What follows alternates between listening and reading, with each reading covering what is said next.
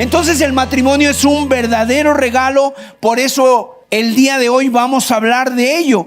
Yo quiero que al salir de aquí, los matrimonios, ¿verdad?, nos alegremos mucho. Aquellas personas que están casadas se alegren mucho y que salgan de aquí de veras enamorados, que salgan de aquí dándose abrazos, celebrando, disfrutando que el Señor nos ha dado esta bendición, este regalo. Y cuando hablamos del matrimonio, pudiéramos hablar de tantos temas. El rol de las esposas, el rol de los esposos, etcétera. Podríamos hacer una serie de predicaciones y hablar de muchas cosas relacionadas con el matrimonio. Pero hoy yo quiero referirme a los fundamentos del matrimonio. Fíjese, hay muchas citas. La verdad es que el día de hoy el matrimonio tiene muy malas referencias. Y no solamente es desde hoy, sino desde mucho tiempo atrás. Por ejemplo, Sócrates le dijo a sus estudiantes la siguiente frase: cásense. Si consiguen una buena esposa, serán doblemente bendecidos. Si consiguen una mala esposa, se convertirán en filósofos. No sé qué quiso decir. Pero también hay otra frase anónima: cuando una pareja de recién casados sonríe, todo el mundo sabe por qué. Cuando una pareja de 10 años de casados sonríe, todo el mundo se pregunta ¿por qué? La verdad es que es una tragedia que tanto en la televisión, en la música, la literatura actual, casi todas las historias de amor llenas de emoción, de pasión, de frescura, de romanticismo, de alegría entre un hombre y una mujer son relaciones extramatrimoniales. Es con el amante, con la amante. O sea, el mundo ve gloria en el amor, pero no en el amor matrimonial, sino que todo lo ve fuera. Desde todos los ángulos se nos transmite la idea de que las mieles del amor romántico están reservadas para los novios y los amantes, pero no para los esposos. Para los esposos quedan los tonos grises, para los esposos queda el aburrimiento, ¿verdad? Queda por ahí la monotonía, o sea, y la gente dice, por algo será. Pero ¿acaso no es cierto que una enorme cantidad de matrimonios dan pena? Dan pena definitivamente. Y bueno, es verdad. Pero ¿saben una cosa? ¿Saben cuál es el problema? No es que el matrimonio se haya convertido en una maldición. No es que el matrimonio sea algo ya caducado, sea algo ya extemporáneo, ¿no? Sino que es la consecuencia de haber entrado a ese territorio sagrado sin conocer su diseño, ni las estipulaciones divinas que lo rigen. Imagínense este ejemplo. Si alguna de ustedes, ¿verdad? Si alguna mujer, alguna señorita utiliza un pegamento instantáneo, ese pegamento cola loca, vamos a ponerle ese pegamento, y lo utiliza para fijar sus pestañas, obviamente no maldigas el pegamento si luego tienes que afeitarte los párpados para volver a abrir los ojos. No es culpa del pegamento. O sea, la culpa será tuya porque ese pegamento no ha sido diseñado para pegar pestañas. Ha sido diseñado para pegar otro tipo de cosas. Es un potente adhesivo y es tu responsabilidad entender su naturaleza, su función y su modo de empleo. Entonces lo mismo pasa con el matrimonio. Muchos que maldicen el matrimonio lo hacen porque entraron a él sin comprender su naturaleza, ni su propósito, ni las columnas sobre las que descansa. Han ignorado, han violado sus principios y por supuesto han cosechado dolor. Tal vez hay personas que vayan a escuchar aquí este mensaje para quienes el matrimonio se les ha convertido en un pantano, un valle de lágrimas, literalmente, donde se esté muriendo la risa, donde esté cada día creciendo la frustración, cada día el hastío. Pero mira, eso no le quita de que hay gloria en el matrimonio. El matrimonio, como te decía, refleja la gloria de Cristo con su iglesia. El matrimonio es una tierra bendita por Dios. Y entonces con este mensaje, yo lo que quiero hacer es luchar a favor del matrimonio. muy especialmente en favor de nuestros matrimonios, de los matrimonios de cada uno de los que están aquí y, por cierto, también de los que habrán de formarse en los próximos años. Porque sabes una cosa, a pesar de que este mundo te dice no y los jóvenes ya no quieren casarse, déjame decirte, hay gloria en el matrimonio, hay mucha bendición en el matrimonio. Por lo tanto, durante los próximos minutos, no te pierdas esto, por favor. Durante los próximos minutos vamos a hablar de 4 cosas, los 4 pilares o 4 fundamentos del matrimonio, los 4 principios que sustentan el matrimonio. Y para ello, por supuesto, vamos a acudir a los planes del diseñador del matrimonio. Dios es el diseñador del matrimonio. No necesitamos una legión de opinadores. No necesitamos datos o terapias innovadoras, no necesitamos estadísticas, ni tampoco la incesante especulación de los expertos. Necesitamos, como dijo Pedro, la palabra profética más segura, la voz de Dios, y por eso vamos a acudir a la palabra de Dios. Y para eso vamos a ir al primer libro de la Biblia, el libro del Génesis.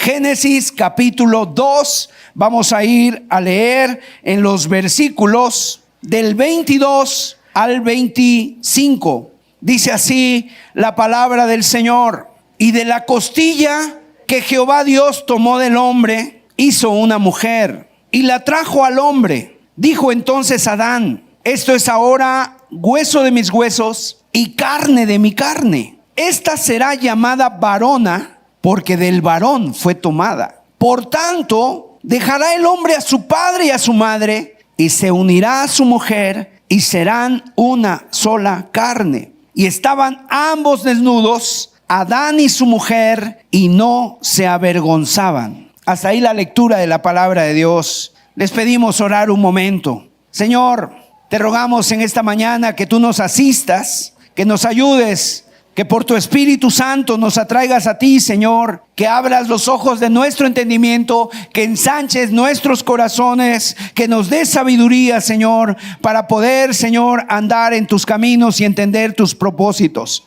Líbranos, Señor, de toda mentira e implanta la verdad de tu palabra en nuestros corazones, en el nombre de Jesús. Que esto sea para gloria de nuestros matrimonios, en el nombre de Jesús. Amén. El matrimonio no es una invención humana. El matrimonio es una institución divina que encierra un gran misterio que tiene que ver, como decíamos, con Cristo y su iglesia. Dios lo diseñó para pintar un cuadro, y no es un fin en sí mismo, sino que es en realidad una imagen de así como el hombre y la mujer son hechos a imagen y semejanza de Dios. El matrimonio es imagen de lo más grande de las historias de amor, la historia real de la iglesia prometida y su príncipe salvador. Adán como hombre apunta a alguien mayor que Adán. Eva como mujer apunta a alguien mayor que Eva. Y esa es una sagrada institución donde los rasgos de la masculinidad, de la feminidad juegan un papel fundamental y no son intercambiables. El varón, por el hecho de ser varón, representa a Cristo,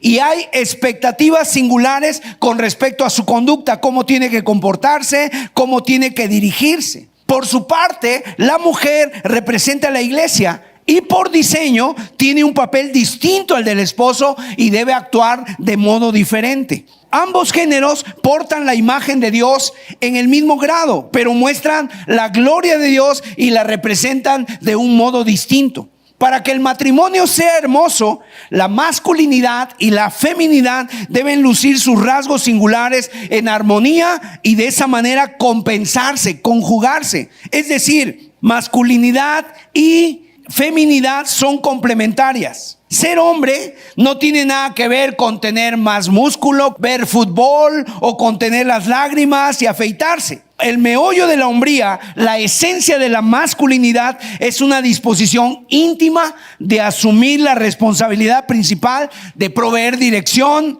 proveer de recursos y protección. O sea, el hombre verdaderamente masculino sentirá la responsabilidad de servir a su familia, de servir a su esposa, no de dominar, sino de servir. Servir guiando, servir proveyendo y protegiendo. Y obviamente esto no es por ser mejor o por ser más capaz, sino por el hecho ya de ser hombre. Porque como hombre representa a Cristo, y eso es lo que Cristo hace con su iglesia. Cristo a su iglesia la cuida, la protege, la guía, le provee. Y lo mismo se espera de un varón. Y por otra parte, ser mujer no es solamente vestirse de colores pastel o color rosa. Eso puede ser circunstancial y está sujeto al cambio. La esencia de una auténtica feminidad es algo que precede la cultura, algo que precede las normas sociales. Es una especie de instinto escrito por Dios en el alma de una mujer. Una disposición de recibir honra, de apoyar de forma feliz, inteligente y voluntaria el liderazgo de los hombres. Y así es como la masculinidad y la feminidad deben actuar, no competir. Ahora, si los contornos de la masculinidad y la feminidad se pierden, no vamos a saber definirnos. Adán era un hombre, pero no pudo entenderse a sí mismo hasta que Eva entró en escena. De hecho, en la Biblia tú puedes ver que cuando Dios va creando todas las cosas, dice, y vio Dios que era bueno, y vio Dios que era bueno. Y después cuando crea al hombre y lo ve solo, dijo, no es bueno que el hombre esté solo. Le haré ayuda idónea. Entonces Adán pudo entenderse mejor a sí mismo hasta que Eva entró en escena. Y en base al texto que hemos leído, vamos a considerar 4 principios fundamentales del matrimonio. Si nosotros ignoramos estas verdades o las violentamos, mira, el edificio se viene de cabeza, se va a venir abajo. No se van a formar matrimonios, o más bien los matrimonios van a estar en ruinas.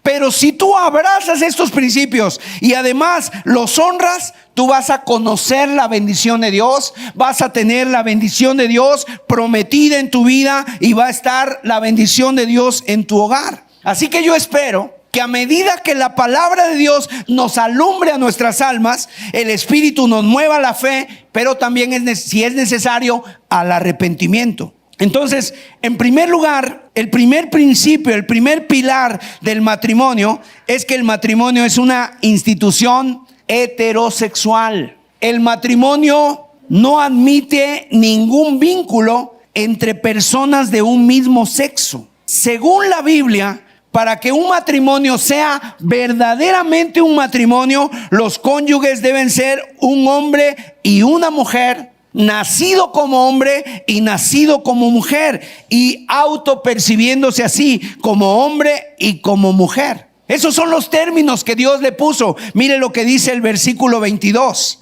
Y de la costilla que Jehová Dios tomó del hombre, hizo una mujer y la trajo al hombre. De hecho, la palabra hebrea para hombre es ish, y la palabra hebrea para mujer es isha. O sea, es un hombre, una mujer. ¿Por qué Dios hizo a la mujer? Mire, en palabras del mismo Dios, Génesis 2:18, aquí está la respuesta de por qué Dios hizo a la mujer. Y dijo Jehová Dios, no es bueno que el hombre esté solo, le haré ayuda idónea para él. Ahora, ¿por qué no es bueno que el hombre esté solo? ¿Será porque su vida en soledad es triste y aburrida? No, sino que hablamos ya de las ventajas de ser solteros. La idea del relato quiere transmitir es que el hombre sin la mujer está incompleto, no va a estar adecuado para la misión que Dios le encarga. Necesita a alguien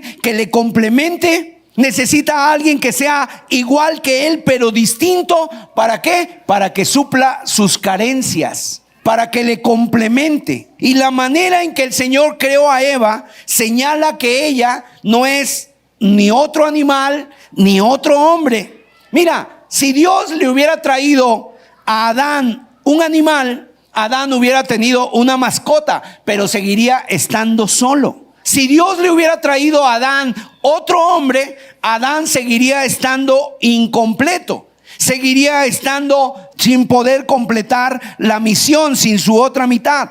Si fueran dos hombres, ellos podrían disfrutar de una amistad muy preciosa. Seguramente los varones de aquí, tú tienes amistad, tienes algún amigo y tienen una amistad muy preciosa. Pero lo que Adán necesitaba no era compañía, era ayuda.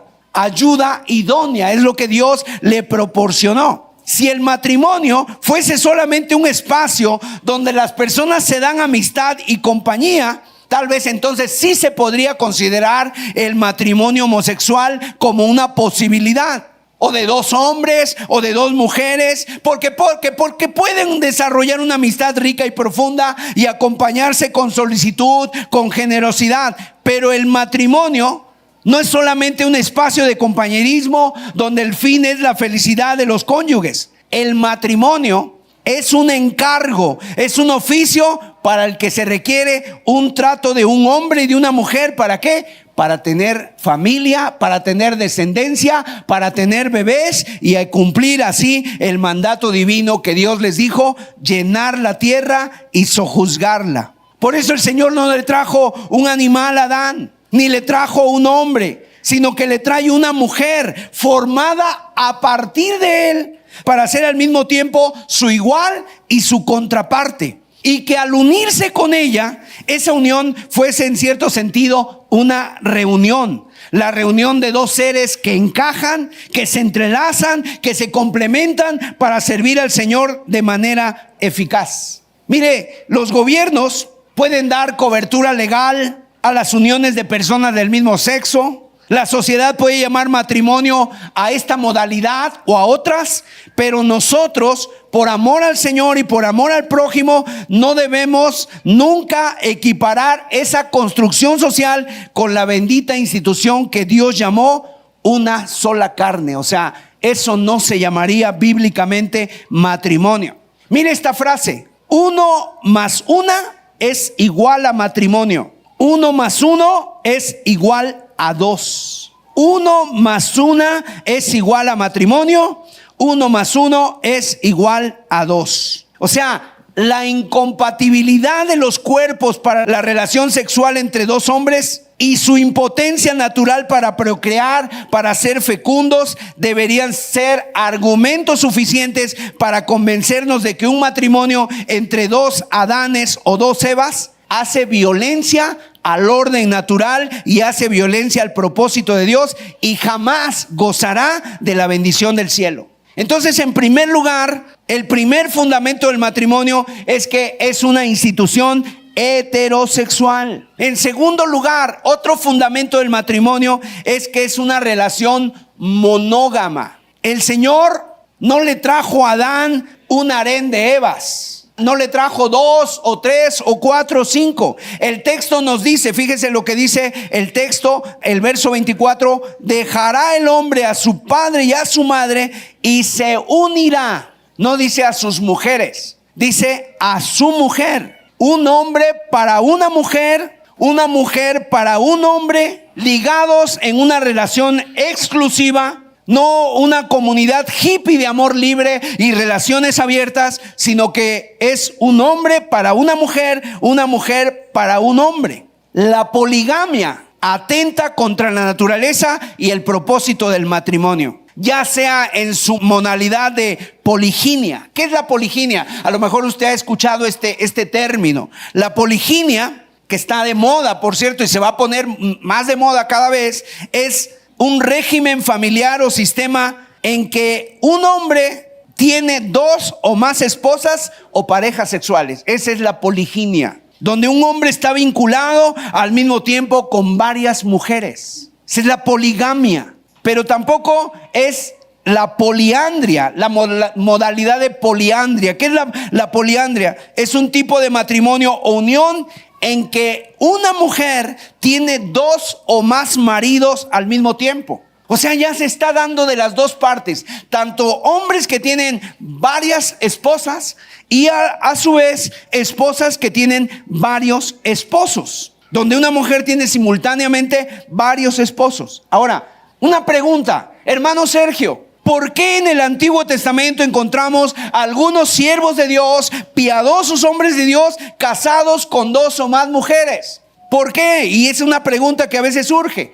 Y sí es cierto, por ejemplo, Jacob se casó con 2 hermanas, Raquel y Lea. Y además tuvo a sus 2 concubinas, ¿verdad? También el rey David tuvo más de 2. Su hijo Salomón batió el récord, ¿no? 700 reinas o 300 concubinas. Ahora, ¿qué podemos decir de eso? ¿Sabes qué podemos decir? Que pecaron, erraron el blanco, violaron la naturaleza de la alianza matrimonial y pusieron en peligro la salud de sus propias casas. Ahora, no estoy diciendo que pecaron conscientemente. No estoy diciendo que pecaron intencionalmente. En ese tiempo tal vez no tenían esa luz que ahora nosotros tenemos, pero no estoy diciendo que Jacob o David fuesen rebeldes, pero sí estoy diciendo que por ignorancia vivieron en desorden en ese aspecto particular de sus vidas. Se dejaron influenciar por la cultura. El mundo con sus valores, con sus arreglos, los cegó, les puso una venda en los ojos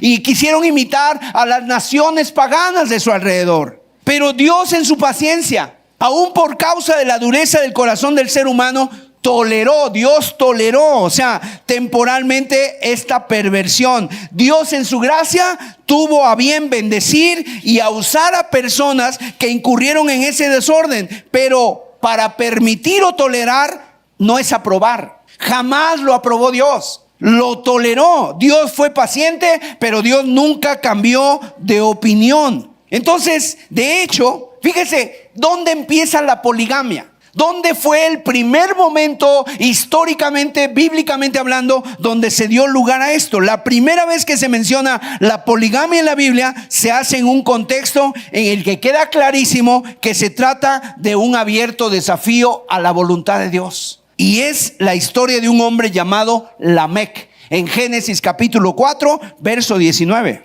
Pero vamos a ver quién era Lamec. Dice, y Lamec tomó para sí 2 mujeres. Fue el primer polígamo. El nombre de la una fue Ada y el nombre de la otra Sila. Ahora, verso 23 y 24.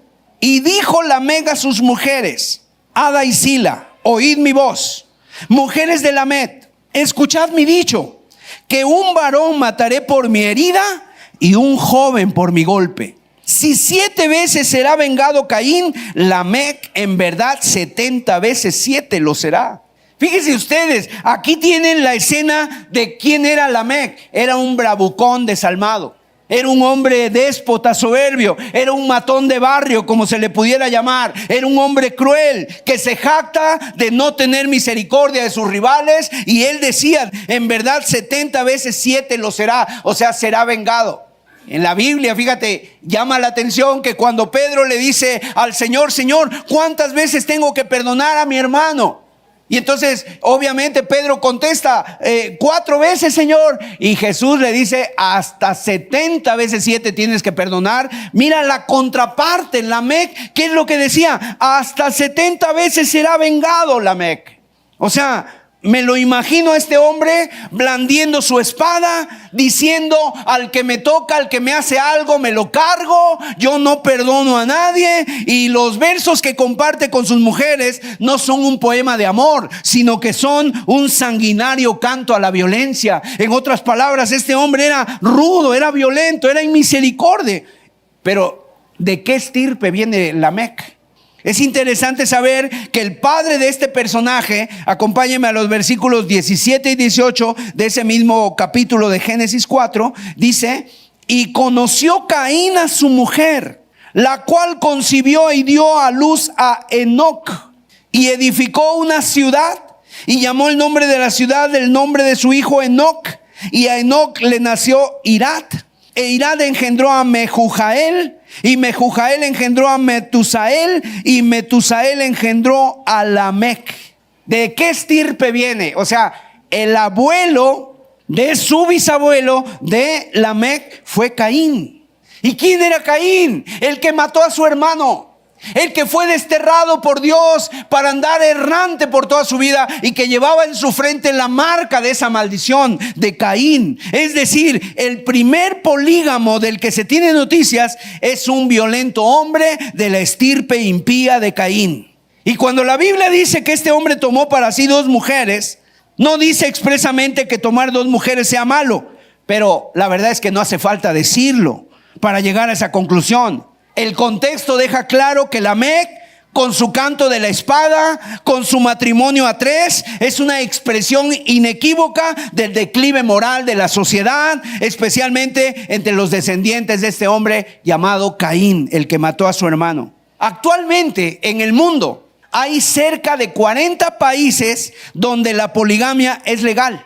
Y todos esos países, ¿sabes dónde están? Están en Medio Oriente, están en el norte de África y están en Asia. Son países donde se practica el budismo como religión, se practica el islam como religión, y son en esos países donde no es una cultura judeo-cristiana, no es una cultura basada en los principios de la palabra de Dios. Por ejemplo, en Estados Unidos, el Senado de Utah, en los Estados Unidos, aprobó por unanimidad en el año 2020, la poligamia no es legal, ni se permite en el matrimonio formal en Utah. Sin embargo, desde el 2020 está despenalizada entre adultos que consideren esto. Ahora, curioso, ¿verdad? Porque Utah son mormones. Son mormones en Utah, en ese estado de Utah. Y obviamente los mormones creen en la poligamia. Por ahí hubo un caso hace algunas décadas donde un hombre fue encontrado en el estado de Texas viviendo en una comunidad de mormones que tenía cerca de 70 esposas, y varias de ellas eran niñas menores de edad. O sea, la práctica de la poligamia en ese estado solo supondría una multa económica y de repente un castigo de servicio a la comunidad. En algunos países ya se han formalizado algunas relaciones que llaman poliafectivas a través de diferentes fórmulas jurídicas. Y si aún no se consideran matrimonio ni tienen la misma cobertura, pero estos son los pasos hacia la completa aceptación de perversos modelos de matrimonio en un futuro muy próximo. Con esto de las ideologías de género que el día de hoy están atacando mucho a la Biblia, a la palabra de Dios. Obviamente, si descartamos a Dios, nada es absoluto ya. Nada es sacrosanto.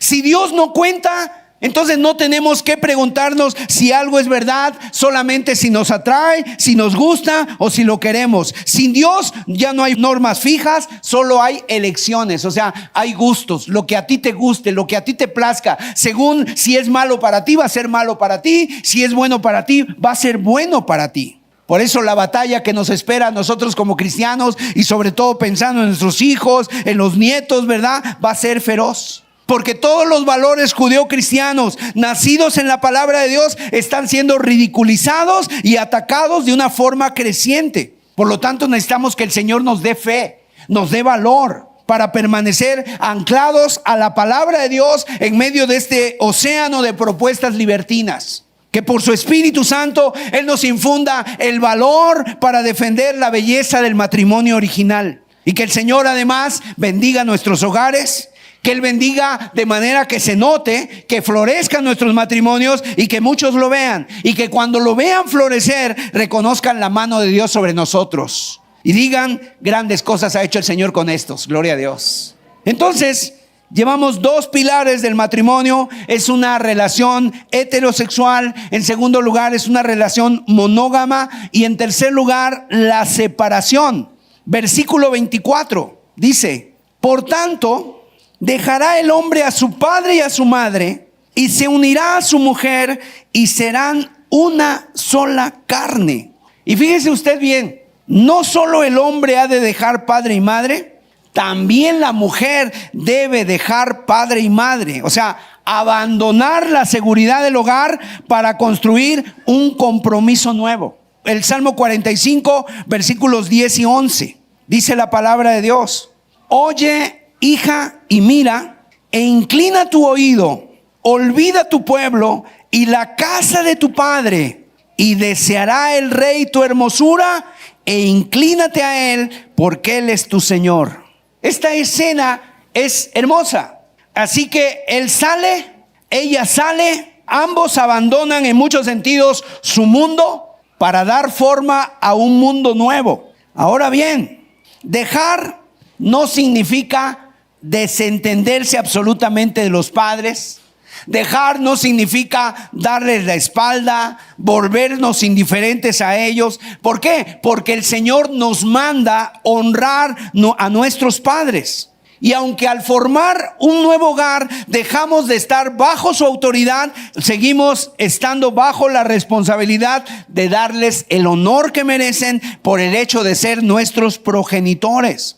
Esto implica tratar a papá y a mamá, al suegro y a la suegra con mucho respeto, sea que estén presentes o no, velar por su salud, ser sensibles, por así decirlo, a sus necesidades y a su bienestar en general. Mire lo que escribió el apóstol Pablo a Timoteo, en 1 de Timoteo capítulo 5, versículos 4 y 8. Él escribió las siguientes instrucciones: pero si alguna viuda tiene hijos o nietos, aprendan estos primero a ser piadosos para con su propia familia y a recompensar a sus padres, porque esto es lo bueno y agradable delante de Dios. Y el verso 8, fíjese, dice: porque si alguno no provee para los suyos y mayormente para los de su casa, ha negado la fe y es peor que un incrédulo. Ahora bien, aunque yo y mi esposa debemos respeto a nuestros padres, ya no les debemos obediencia. Apreciamos sus consejos, sí, claro, pero somos responsables ahora de tomar nuestras propias decisiones.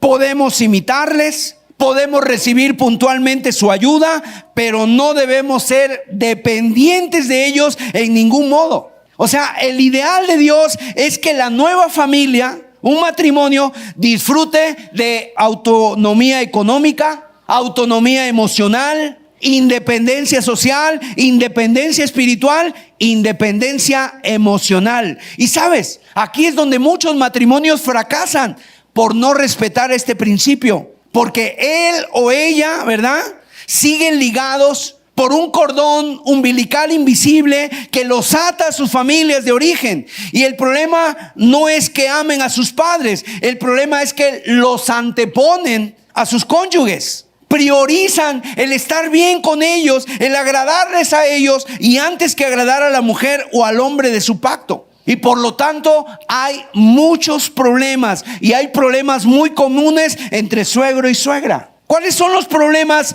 más comunes?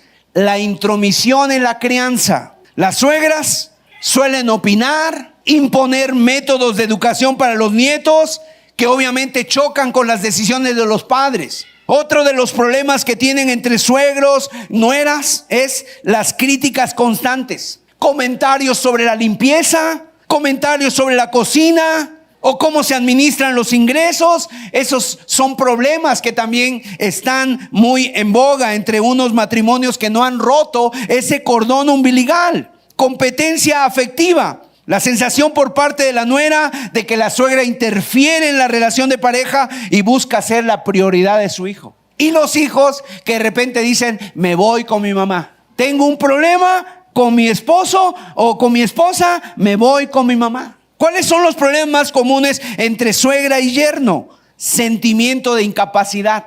La suegra puede sentir que el yerno no es lo suficientemente bueno para su hija y criticar sus capacidades como proveedor o protector. Otro de los problemas, la falta de iniciativa o apoyo, o sea, tensiones porque la suegra percibe que el yerno no asume ciertas responsabilidades en el hogar y sobreprotege a su hija en exceso. O la invasión de los espacios. La madre suele involucrarse de más en la resolución de problemas de la pareja, quitándole autoridad al yerno. Así que desde que pronuncié delante de testigos, ¿verdad?, mi preciosa y querida esposa, a quien yo espero querer más y mejor a medida que Dios me ayude para que yo sea cada vez más semejante al Señor Jesucristo, desde ese momento, desde que yo le dije sí, mi madre deja de ser la persona más importante para mí. Desde ese sí, mi esposa va a ocupar ese espacio. Tu esposa va a ocupar ese espacio.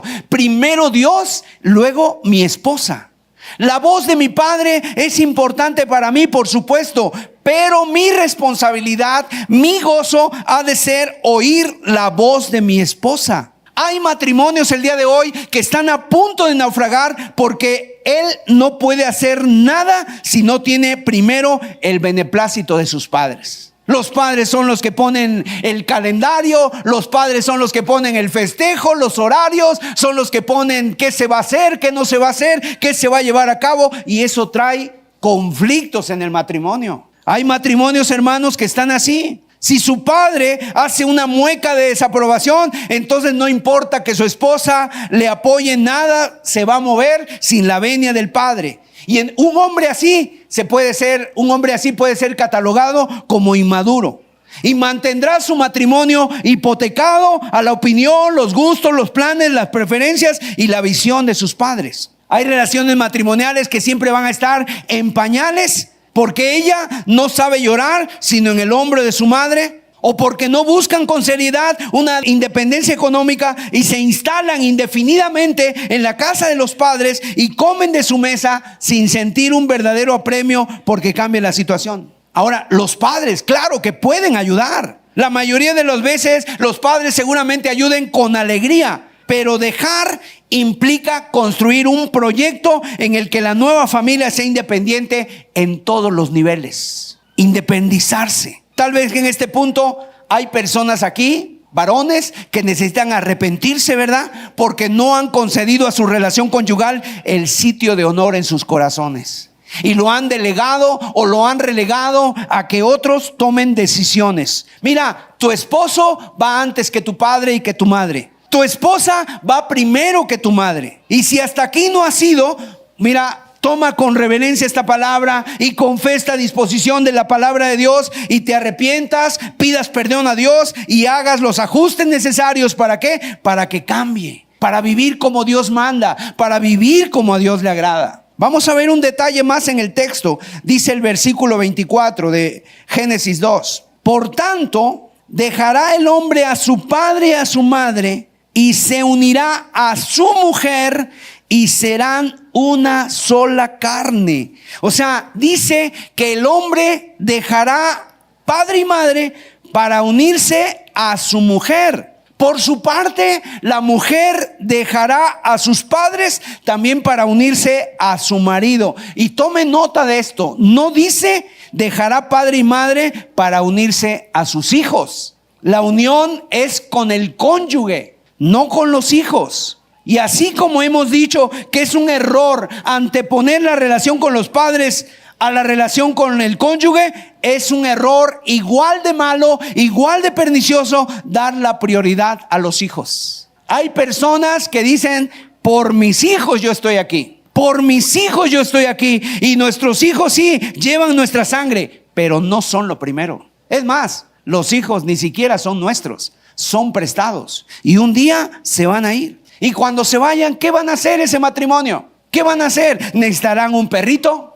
¿Verdad? ¿Necesitarán un gato para decirle mi amor? ¿Para decirle te quiero, te saco a pasear? La relación, o sea, una sola carne con nuestro cónyuge es la relación más básica, el vínculo más fuerte y el compromiso que debe gozar de prioridad en nuestros corazones. Y debe tener toda nuestra atención y nuestra completa lealtad después de nuestra relación única con Dios. Cuando los padres idolatran a los hijos y los crían escondidos siempre bajo su regazo y los sobreprotegen y no los ayudan a madurar y a pensar sus propios pensamientos e ir tomando sus propias decisiones, los están preparando muy mal para casarse, si es que se llegan a casar. En su momento van a encontrar muy difícil dejar padre y madre para unirse a un esposo o una esposa. Si no son capaces de dar ese paso, tendrán un matrimonio que va a ser un lastre, que les va a dar muchos problemas. Mire, hay un libro que yo he recomendado en ocasiones anteriores que se llama Fortaleciendo el Matrimonio. El autor es un consejero matrimonial, Wayne Mack. Y este hombre en uno de sus capítulos dice lo siguiente, que voy a leer textualmente. Si ustedes son padres, su meta debe ser preparar a sus hijos para que los dejen, no para que se queden. Su vida no debe girar alrededor de ellos, porque esto los transformará en inválidos emocionales. Ustedes deben prepararse para el día en que sus hijos se vayan. cultivando intereses comunes, aprendiendo a hacer cosas juntos y profundizando la amistad entre ustedes. Cuando acompañemos a nuestros hijos al altar, que Dios nos ayude a dar ese paso atrás, sabiendo que han madurado lo suficiente como para volar y construir otra historia en otro nido. Hasta aquí hemos dicho que el matrimonio, según Dios, es una institución heterosexual y monógama. Un esposo para una esposa, no se admiten más combinaciones. Eso es un matrimonio. Si nos gusta o no nos gusta, no tenemos el derecho de forzarlo o flexibilizar o tunear esta institución. No se necesita tunear esta institución. Es así como Dios la hizo. En todo caso, mire, las sociedades pueden inventar otras cosas, llamarla como quieran, dotar esas uniones de cobertura legal, pero el matrimonio, el de la Biblia, ya tiene copyright. Es diseñado por Dios. Y además hemos visto que para vincularse, los cónyuges deben asumir que la relación con sus padres cambia esencialmente. Abandonan la casa paterna, por así decirlo, le entregan las llaves, ¿verdad? Y eso sería muy bueno y muy práctico, que cuando se vaya el hijo, dame las llaves, hijo. Y a partir de ese momento, la relación conyugal viene a ser la relación más cercana y prioritaria de la vida. Y vamos a pasar al cuarto fundamento, cuarto principio del matrimonio. Se trata de un pacto, una unión permanente. Mire lo que dice el texto. Nuevamente leemos el versículo 24. Por tanto, dejará el hombre a su padre y a su madre, y se unirá a su mujer, y serán una sola carne. El término que nuestra Biblia traduce unirá, ese término hebreo, comunica la idea de dos personas que se adhieren de tal forma la una a la otra que quedan ligadas de manera permanente. En otras palabras, se produce una fusión, se sueldan, quedan pegadas de un modo tan efectivo que es imposible separarlas sin romper algo de la otra. Así que presta atención. El texto no dice dejará el hombre a su padre y a su madre y se unirá a una mujer. No dice eso. El texto dice se unirá a su mujer. Y a partir de ese momento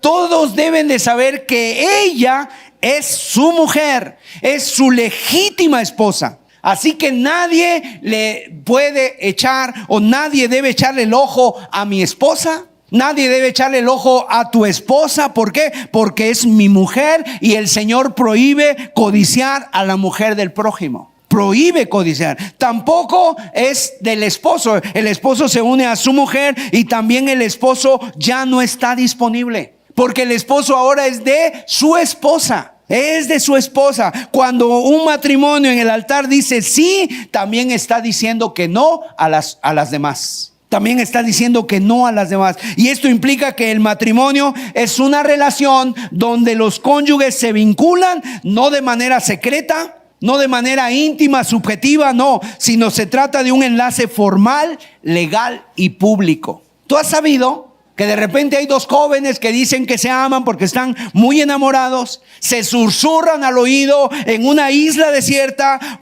Mira, por muy romántico que pudiera ser, o sea, eso no es válido. Cuando dos jóvenes dicen, bueno, tú y yo ya estamos casados, ya nos casamos, tú y yo hacemos los votos. No, el matrimonio es un enlace formal, legal y público. Lo hacen delante de testigos, conciertan solemnemente un pacto claro, reconocible, patente, constatable por la familia y constatable por los amigos y por sus vecinos. De hecho, cuando a ti te invitan a una boda, pues tú no vas para criticar el menú, ni tampoco vas para ver cómo están vestidos los novios o qué vestido llevas. No vas para eso. Vas en calidad de testigo. Vas para testiguar, para constatar de esa unión. Independientemente de cómo sea la ceremonia, independientemente de cuál sea el ritual, a partir de ese evento, la sociedad entera les reconoce como marido y mujer con todas las de la ley.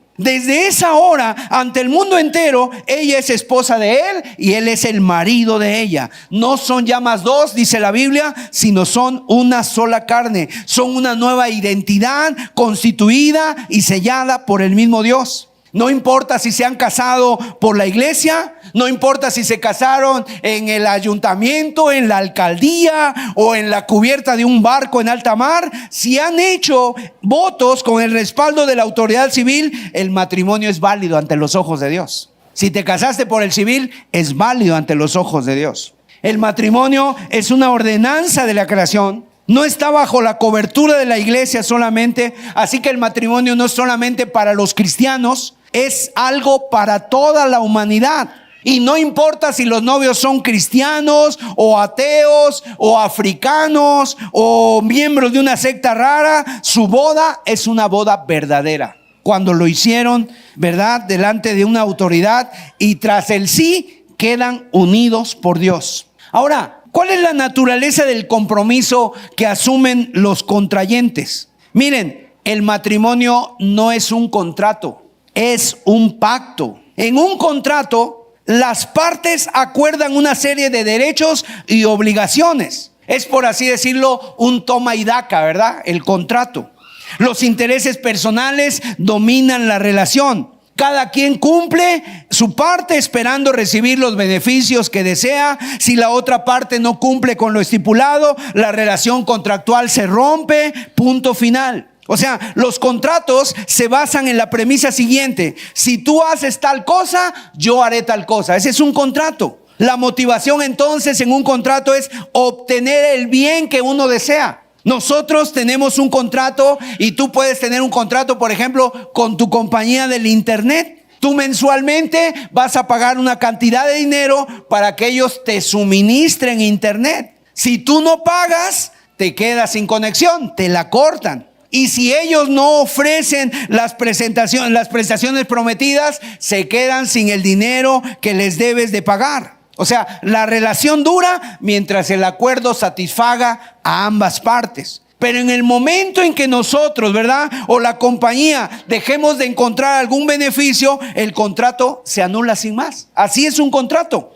Pero el matrimonio es diferente. Es esencialmente diferente. No es un contrato, es un pacto. Mire, vamos a ver cómo Dios habló con su pueblo en relación a la imagen del matrimonio y cómo se expresa tanto en Ezequiel como en Malaquías. Acompáñenme a Ezequiel 16:8 y Malaquías capítulo 2 versículo 14.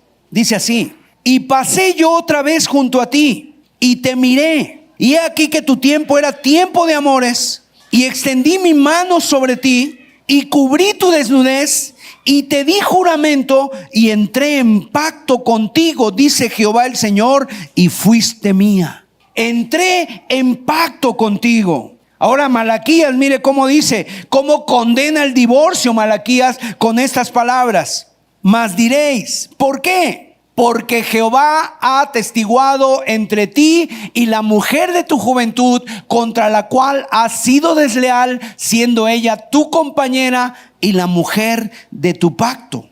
Así que el matrimonio no es un contrato donde prima el interés, sino que es un pacto. Ahora, yo a lo largo de mi vida ministerial, el Señor me ha concedido el privilegio, el honor de haber oficiado varias bodas, un buen número de bodas. Y yo lo que hago, que en el momento cumbre de la ceremonia, le pido a los novios que se pongan de pie y luego, en presencia de todos los presentes, me dirijo a él y le digo algo como lo siguiente. O sea, fulanito, ¿no? ¿Quieres tomar a esta mujer como legítima esposa y vivir con ella de acuerdo a lo ordenado por Dios? ¿Prometes amarla, honrarla, cuidarla en todo tiempo, en la salud, en la enfermedad, en días de prosperidad, en días de escasez, sea que mejore tu situación, sea que empeore tu situación? ¿Prometes, renunciando a todas las demás, que te vas a conservar solo para ella hasta que la muerte los separe? Mire, si su respuesta de él fuera, depende. Bueno, en principio sí, pero después ya veremos. Si esa es su respuesta, no habría boda. Me voy de ahí, ¿no? O sea, no hay boda. Pero si yo le pregunto, ¿verdad?, si promete amarla, obviamente, mientras ella sea amable, ¿no? Si promete amarle, si mientras ella no cambie, sino pase lo que pase. Es un pacto. En un pacto, el interés personal queda relegado. Los cónyuges no ven su relación como algo que les interesa, sino como un espacio donde se entregan sin reservas, al 100%, pase lo que pase. Toda la carne, como dicen, estará echada al asador. Los cónyuges están ahí no pensando en lo que van a obtener, sino en lo que van a entregar. Ese es un pacto. Están dispuestos a renunciar, a ceder, a darse a sí mismos como un regalo, a invertir todas sus fuerzas hoy, mañana y hasta que la muerte los separe. Por eso es lo de menos firmar un papel ante la sociedad representada ahí por una autoridad civil o por un pastor que funge como autoridad civil. Los papeles, la firma es la prueba indiscutible, fehaciente de que el amor que se profesan es firme en su intención y es un acto radical de entrega. Por eso la persona dice, yo firmo. ¿Dónde firmo? En realidad los votos no son una declaración del amor que los novios se tienen en ese momento. Eso ya se supone. Ya sabemos que en ese mismo momento se aman. Los votos son la promesa, no de que se aman, sino de que se amarán en el futuro. Pase lo que pase, cueste lo que cueste, venga lo que venga, sin saber lo que el futuro les depare. Si él sufre un accidente, si él se queda sin trabajo, si ella no llegara a poder tener hijos, si ella se enfermara, no importa. O si en un momento viniera una devastación económica a sus vidas. O sea, no intercambian promesas para decir nos queremos. Eso ya lo sabemos. Intercambian promesas para decir nos queremos. Nos vamos a querer, nos queremos mañana. Algunos dicen, es que yo no necesito un papel para amarte. Ok, está bien. Pero si tu amor merece ese nombre, no solo te importará firmarlo ante testigos, sino que estarás deseando hacerlo de todo corazón. Lo harás. Si amas de verdad, si no estás buscando únicamente seguridad económica o el placer sexual o las bendiciones de la vida compartida o la alegría de tener hijos, si amas de verdad, si estás centrado en ti, en tus necesidades, en tus deseos, en tus sueños, entonces estarás deseoso de decir a los cuatro vientos, delante de Dios y de los hombres, con la ayuda de Dios, te amaré mañana. Aparezca quien aparezca, renuncio a todas las demás, renuncio a todos los demás. ¿Dónde hay que firmar? No dice si te enfermas, si te vuelves melancólico, o se agria tu carácter, o dejas de reír, o cambia tu figura, o pierdes tu atractivo. Prometo amarte, honrarte y cuidarte. Prometo vivir contigo de acuerdo a lo ordenado por Dios y conservarme solo para ti hasta el final. Ese es el lenguaje de un pacto.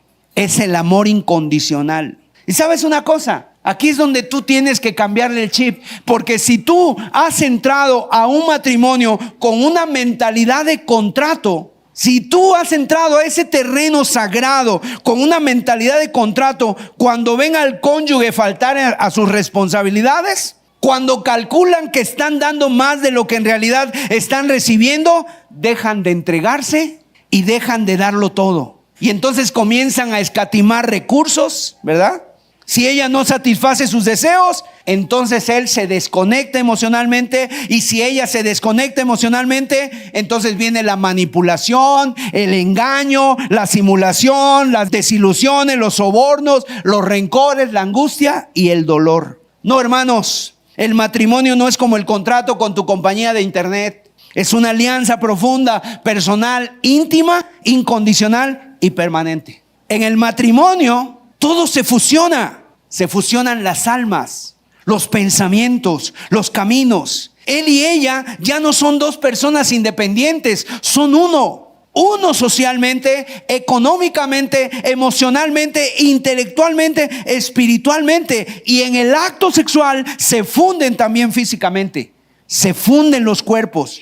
Ese encuentro íntimo entonces es la culminación, es la celebración, es la confirmación, es la íntima expresión de la unidad que Dios ha establecido entre ellos y que ahora disfrutan. La intimidad sexual es una hermosa recreación física de una unidad obviamente multifacética. Es una expresión de entrega y de confianza. Es una forma singular de decir: estoy completamente comprometido contigo, estoy exclusivamente comprometido contigo y estoy permanentemente comprometido contigo. Fuera del marco sagrado del matrimonio, el sexo es de una naturaleza muy distinta. A nivel físico es similar, pero más allá de la piel, todo es distinto. Sin boda, los cuerpos se encuentran, pero las almas no confirman, no celebran, ni expresan ningún pacto. Sin boda, los cuerpos pertenecen a dos personas que mantienen su independencia y por tanto ese acto no simboliza nada. Es meramente un acto carnal. Ambos se desean,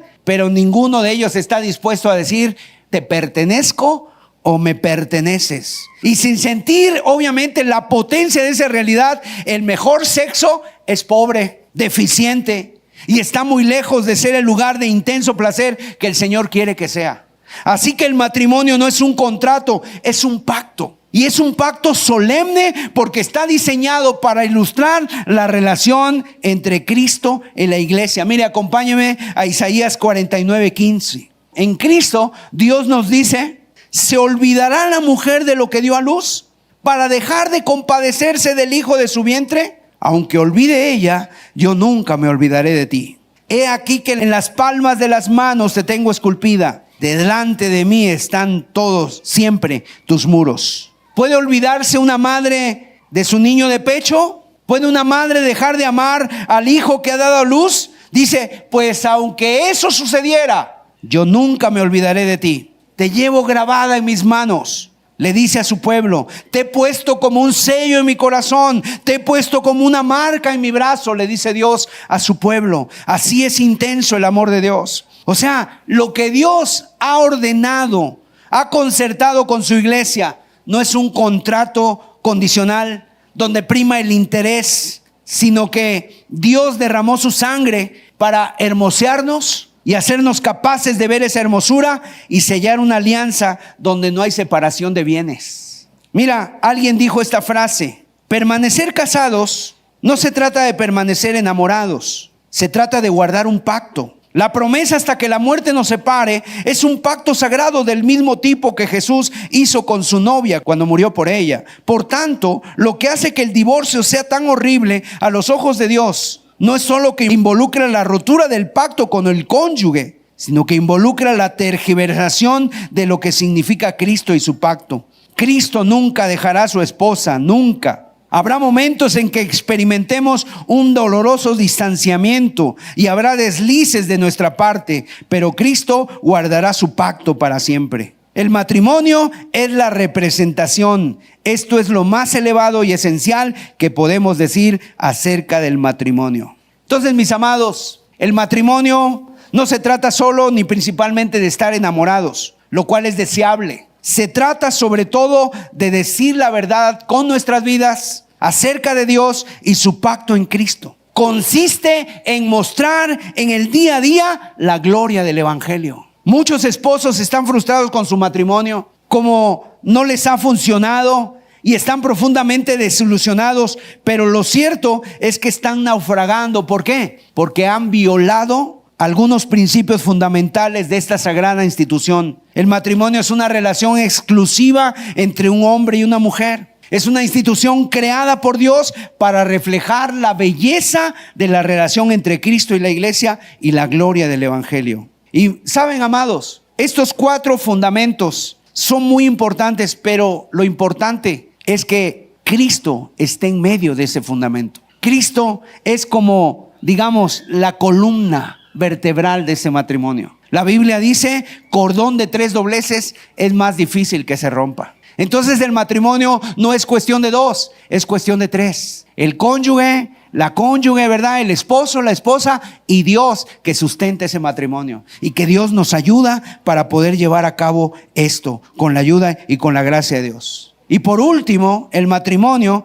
no es un acuerdo donde cada quien pone el 50%. Es un pacto donde él y ella se vinculan y se comprometen al 100% sin reservas. Amados, que el Señor alumbre nuestro entendimiento, que el Señor desmonte las mentiras que están esclavizando a esta sociedad, que el Señor nos conceda un verdadero arrepentimiento y que el Señor bendiga los matrimonios aquí reunidos.